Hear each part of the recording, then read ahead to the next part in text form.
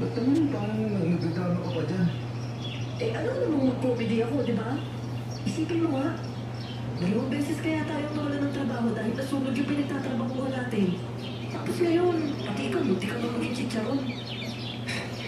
Ang totoo nga yan. Akala ko talaga mamamatay na ako eh. Di talaga pumasok sa isip ko na masusunog yung paggawaan na yun. Si Sir Cosme talaga. Siya talaga yung nagligtas sa atin. Kahit sino pa nakaisip yan, ang mahalaga ligtas ka. Oo, pwede bang maka-install mo ako saglit? Sir Cosme?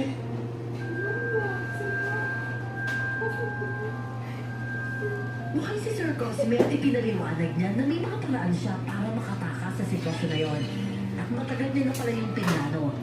Ay, naman hindi.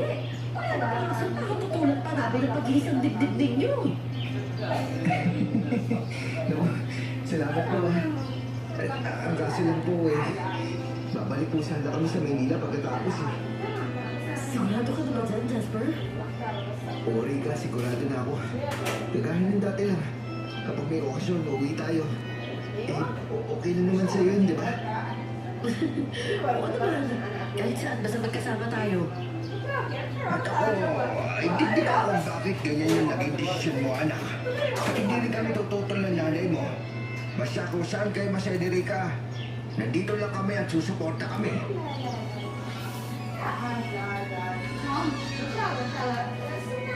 Lubos kaming nagpapasalamat ni Rika sa mga pamilya namin dahil nandyan sila palagi para suportahan kami. Sa kabila ng mga karanasan namin sa sunog na hinaluan pa nga ng aswangan, nanatiling matibay ang samahan namin. Sa pagluwas namin ng Maynila, sumama pala sa amin si Nolly. Gusto rin kasi niyang makalimot sa karanasan sa probinsya. At ito na ang tatapusin ng kwento ko. Maraming salamat po sa pag-ere dito, Miss Gar. At God bless po sa inyong lahat.